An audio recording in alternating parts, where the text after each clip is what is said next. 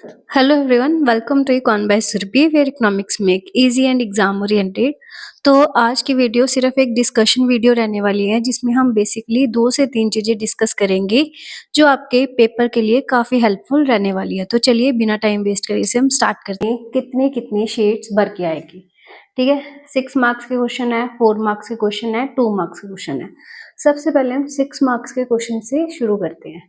6 marks में एक तो माइक्रो आएगा, एक मैक्रो आएगा। मैक्रो में से आपने न्यूमेरिकली करना है। जो 6 मार्क्स का आपका एक माइक्रो में से क्वेश्चन आएगा वो आप मेनली, या हम कह सकते हैं एटलीस्ट आप 2 से 3 शीटें तो कम से कम उसकी भर के ही आए। मिनिमम बोल रही हूँ मैं। अगर आप ज्यादा भर सकते हो तो 3.5 तक करके आ सकते हो। जैसे कि सपोज करो कि आपको कोई लॉ आ गया, ठीक है। सपोज की law of diminishing marginal utility आ गया।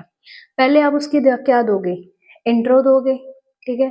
देन वो कहना क्या चाहता है, एक डेफिनेशन दोगे, देन अजम्पशंस दोगे, देन हमारी एक्सप्लेनेशन आएगी विद टेबल, देन थोड़ा सा आप इसको और एक्सप्लेन करोगे, देन इसका लिमिटेशंस, एंड लास्ट में हमारा आएगा कंक्लूजन। तो जो भी आप माइक्रो में से लो वाला क्वेश्चन अटेम्प्ट कर रहे हो तो वो उसका स्ट्रक्चर कुछ इसी तरह से ही रहने वाला है। मैं आपको एक डेमो भी दे दूंगी कि क्वेश्चन को किस तरह से आप लिखोगे पेपर में, सो दैट कि ऐसे भी नहीं लगेगा कि पूरा भर भर के ही लिखा हुआ है। मतलब एक प्रॉपर तरीका होता है क्वेश्चन को लिखने का। अगर मैं बोलूँ कि हाँ इतना भर भर के लिखना है तो आप सिर्फ एक 6 मार्क्स क्वेश्चन पे ही गड्ढा लगा दोगे। तो प्रॉपर मैनेज तरीके से लिखो, ठीक है। एंड इसको आप टाइम कितना दोगे, हार्डली से हार्डली आपका ये क्वेश्चन 15 से 17 मिनट में खत्म हो जाना चाहिए। अब ये ऐसे नहीं है कि अभी अगर आपने अभी रिटर्न प्रैक्टिस करी नहीं है फिर तो आप पेपर में पक्का आधा घंटा लगा के आओगे एक क्वेश्चन में, क्योंकि आपको सोचना पड़ेगा इसमें क्या था इसमें क्या था। तो आप अपने पेपर में स्पीड कैसे इंक्रीज करोगे, सपोज जो भी लो है, मैंने इंपॉर्टेंट क्वेश्चन बता रखे है ना, उसको बार बार लिख के देखो, टाइमर लगा के देखो कि हाँ मेरे को एक क्वेश्चन में कितना टाइम लग रहा है। क्योंकि इकोनॉमिक्स के पेपर में मेन ही टाइम मैनेजमेंट है। आता सभी को होगा बट बहुत से बच्चों के इसी चीज पे मार पड़ेगी कि टाइम खत्म हो गया, टाइम पे पूरा ही नहीं हुआ। तो आप हर क्वेश्चन को लिख लिख के देखो सो दैट आपके दिमाग में पिक्चर सेट होए और आपको पता हो कि क्या क्या लिखना है, ठीक है। तो इस तरह से आप कम से कम 3 से 3.5 शीटें भर के आओ इस क्वेश्चन में, क्योंकि आपकी जो शीट्स होंगी ना बोर्ड्स में वो चौड़ी ज्यादा होंगी और छोटी कम होगी। मतलब कुछ इस तरह से होगी, ठीक है। तो जो मैक्रो में से न्यूमेरिकल आएगा वो तो सिंपल एक सिंगल शीट पे ही कवर हो जाएगा। देन है 4 मार्क्स। इसमें ये दिक्कत है, ये अच्छी बात है वैसे, क्योंकि आप न्यूमेरिकल करोगे ना तो न्यूमेरिकल में तो सिर्फ हाफ शीट या एक शीट, अगर आप खुला खुला भी कर रहे हो ना एक शीट पूरी। हाँ एक चीज और, जो आप नेशनल इनकम का न्यूमेरिकल करोगे ना उसमें किसी भी बच्चे ने स्टेटमेंट नहीं उतारनी। वो कई बच्चे क्या करते हैं पूरा का पूरा क्वेश्चन ही उतार के बैठ जाते हैं, वो नहीं उतारना। डायरेक्ट जो आप निकाल रहे हो, नेशनल इनकम निकाल रहे हो, डोमेस्टिक इनकम निकाल रहे हो, वो भर दो। और साथ साथ आपने यूनिट्स जरूर लगा के आनी है, रुपीज है, करोड़ है, लाख है, नहीं तो आप इसका भी 1 नंबर कटवाओगे। 4 मार्क्स में भी एस्टिमेशन है कि 2 न्यूमेरिकल्स आएंगे। तो न्यूमेरिकल्स में ज्यादा शीट्स नहीं भरती हैं, वो सिर्फ एक सिंगल शीट पे ही पूरा हो जाता है। और अगर इलास्टिसिटी वाला आ रहा है तो हार्डली हाफ शीट, पौनी शीट, अगर आप खुला खुला भी कर रहे हो तो एक शीट बहुत है, ठीक है। तो 4 मार्क्स में भी आप कम से कम मिनिमम 2 शीट्स तो भरो ही, ठीक है। 2 से ज्यादा भी भर सकते हो अगर आपकी राइटिंग थोड़ी खुली खुली है। इसका मतलब ये नहीं है कि मैं ये बोल रही हूँ कि सिर्फ शीटें ही भरनी है, आपका कंटेंट भी अच्छा होना चाहिए कि आप लिख कैसे रहे हो। ऐसे नहीं कि कुछ भी लिख के आप शीट्स भर के आ रहे हो, ये मेरा मतलब बिल्कुल भी नहीं है। कंटेंट भी मैटर करता है कि आप लिख के किस तरह से आए हो, ठीक है। देन 2 मार्क्स है। अब 2 मार्क्स में एक तो आपने ओवरलोडेड थ्योरी नहीं भरनी। मैं 2 मार्क्स की सीरीज करवा रही हूँ, जिस तरह से मैंने क्वेश्चंस को लिखा है ना आप ट्राई करना कि उससे भी बेटर वे में लिख सकूँ, ठीक है। तभी मैं आपको पक्की पकाई खिचड़ी बना के दे रही हूँ कि हाँ जैसे मैं लिखा है वैसे याद करो। अगर आपको और अच्छा तरीका आता है प्रेजेंटेशन का तो आप वो भी कर सकते हो, ठीक है। प्रेजेंटेशन अच्छी होनी चाहिए कि टीचर को पढ़ना नहीं पड़ रहा, बड़ा स्मूथली पेपर चेक हो रहा है। और अगर आपका इतना अच्छा स्मूथ पेपर होएगा ना तो मेरी गारंटी है कि आपके मार्क्स मतलब अगर 100 का पेपर है 20 असेसमेंट में के मिला के तो 90 अबव तो आराम से आ ही जाएंगे। और मैंने देखा है बच्चों के आते भी हैं। Last to last time highest जो मतलब मेरे बैच का ही बच्चा था 99, 98, 97 इतने रहे हैं। तो 97, 98, 99 तक भी इकोनॉमिक्स में आते हैं। ये नहीं है कि थ्योरी का पेपर है तो 90 तो 90 से ऊपर जाएंगे नहीं। 2 मार्क्स के क्वेश्चन में ज्यादा शीट्स नहीं भरनी। शीट्स इन द सेंस की क्वेश्चन की प्रेजेंटेशन अच्छी देनी है। सपोज कि उन्होंने कोस्ट के बारे में पूछा है तो आप वही चीज बताओगे जो पूछ रहे हैं, ऐसे नहीं कि अननेसेसरी चीज बता रहे हो 2 नंबर में। और थोड़ा सा आप उसको अट्रैक्टिव बनाने की कोशिश करो कि फ्लो चार्ट्स ऐड कर दो, ठीक है, आप कोई उसका डायग्राम्स ऐड कर दो सो दैट कि वो आपका क्वेश्चन की लेंथ भी अच्छी लगे। तो 2 मार्क्स के क्वेश्चन में आप कम से कम एक शीट पे मैक्सिमम 2 ही क्वेश्चन अटेम्प्ट करना। अगर ज्यादा लग रहा है तो 3 कर देना, 3 से ज्यादा मत करना एक शीट पे क्वेश्चन, ठीक है। 6 हो गए, 4 हो गए, 2 हो गए। सोर्स बेस में तो कोई दिक्कत ही नहीं है, सोर्स बेस तो आपने वैसे का वैसे ही करना है। अब रह गए 1 marks question, 1 marks sorry MCQs है। एमसीक्यूज में एक गलती मत करना, कहीं उसको सारा उतारने बैठ जाओ। उतारने बैठ के बेटे जी पेपर आपका होना ही नहीं है, 4 घंटे दे दें तो भी नहीं होना। सीधा जो भी आंसर है एक तो प्रॉपर साफ साफ साफ तरीके से करो। Section A question number 1, section B question number 2। तभी आपका क्वेश्चन ज्यादा गलत होता है कि आपने नंबरिंग ही नहीं ठीक करी। वो टीचर को पता ही नहीं लगता कि नंबरिंग वो बच्चा अटेम्प्ट कौन सा कर रहा है। उतारना मत, बट ऊपर सेक्शन सही हाईलाइट करना कि सेक्शन ए है या सेक्शन बी है। सेक्शन ए है तो ढंग से लिखो कि क्वेश्चन नंबर 1 क्वेश्चन नंबर 2।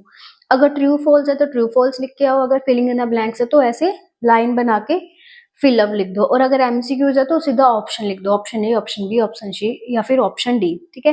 तो बेसिकली ये सारी चीजें आपके कवर हो रही थी। और मेन है टाइम मैनेजमेंट। मैं बार बार कह रही हूँ कि अगर आप न्यूमेरिकल अटेम्प्ट करोगे तभी आपका पेपर अच्छे से कंप्लीट हो पाएगा। अगर आप थ्योरी कर रहे हो, मेरे को कोई दिक्कत नहीं है चाहे आप सारी थ्योरी कर लो, बट आपको टाइम मैनेजमेंट की बहुत ज्यादा दिक्कत आएगी, आपसे पेपर कंप्लीट नहीं हो पाएगा, ठीक है।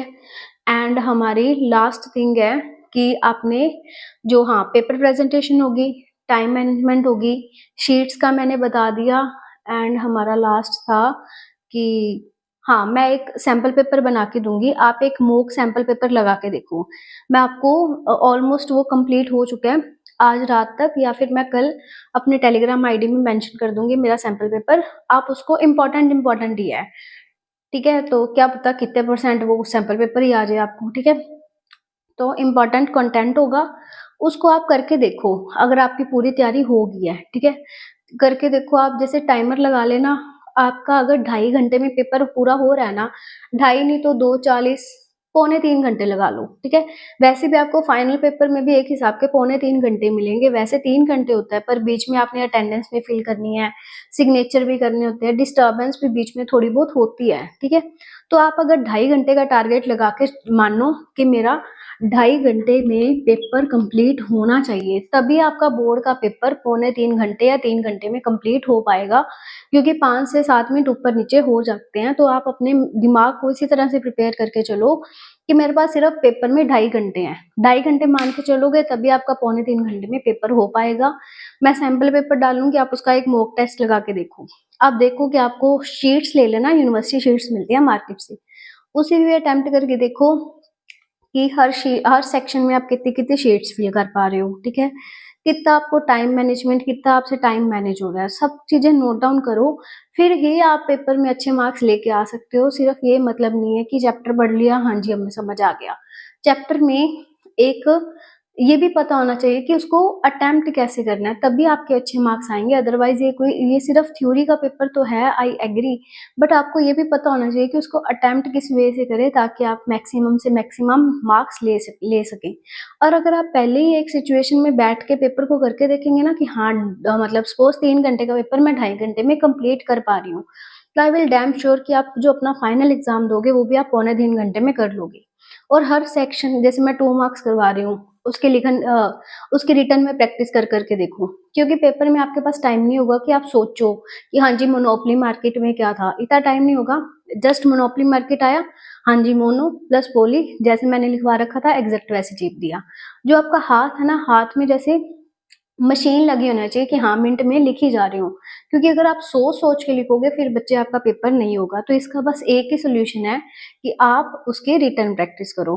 तो आज की वीडियो में जस्ट मैंने यही डिस्कस करना था कि कैसे कैसे आपने टाइम मैनेजमेंट करना है, कितना कितना आपने टाइम देना है। तो आपको ये टाइम मैनेजमेंट तभी पता चलेगा जब आप सैंपल पेपर से करके देखोगे, ठीक है। बट फिर भी मैं आपको एग्जैक्ट बता दूंगी कि मतलब हर सेक्शन में अराउंड, जैसे सेक्शन डी है, लास्ट वाला सेक्शन है, न्यूमेरिकल करने में हार्डली मैक्सिमम 5 मिनट, एंड जो थ्योरी का क्वेश्चन करने में हार्डली आपको 20 को मिनट ही लगेगी, 25 लगा लो, इससे ज्यादा आपको टाइम लग ही नहीं सकता। सेक्शन 4 है, सेक्शन जैसे डी है, उसमें 2 न्यूमेरिकल्स है, न्यूमेरिकल्स में आपको लगा लो 3 मिनट, 5 मिनट ही उस पर लगाओ, 2 न्यूमेरिकल्स पे। दो जो आपके सेक्शन बी के थ्योरी वाले क्वेश्चन होंगे ना, उस पे 4 मार्क्स के क्वेश्चन पे आप आइडिया लेके चलो 10 मिनट का, बहुत है 10 मिनट।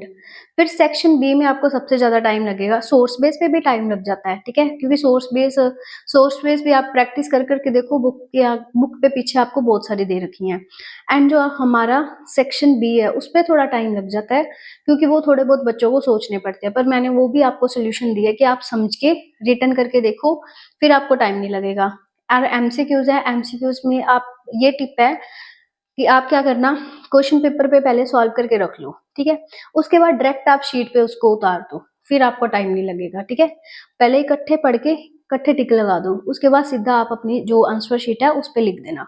तो आज की वीडियो में मैंने मेनली यही डिस्कस करना था। Paper point of view, paper तक मैं आपको बहुत सारी ऐसे टिप्स एंड ट्रिक्स देती रहूंगी जिससे आपका पेपर बड़ा स्मूथली हो जाएगा। एंड जो जो बातें मैं अभी बोल रही हूँ ना, अगर आपने ढंग से मेरी स्टार्टिंग से लेके एंड तक वीडियो देख रही हो, तो आपकी ये बातें ना पेपर के टाइम दिमाग में गूंजेंगी, हाँ मैम ने ये चीज बोली थी, ये चीज बोली थी, और वो आपके साथ सच्ची में होगा, ठीक है। तो मेरी बातों को ध्यान में रखना, जैसे मैंने 2-3 चीजें बताई हैं वैसे करके देखना, तो बिल्कुल भी आपको पेपर में दिक्कत नहीं आएगी। तो तैयारी करते रहो ऐसे ही, मैंने सब कुछ ऑलरेडी करवा रखा है, तो आप अपनी ऐसे ही तैयारी करते रहो। 2 मार्क्स की मैं और वीडियोस डालूंगी, 2 मार्क्स अभी अपने पेंडिंग है, ठीक है। तो मिलते हैं नेक्स्ट वीडियो में, तब तक के लिए keep learning and keep sharing.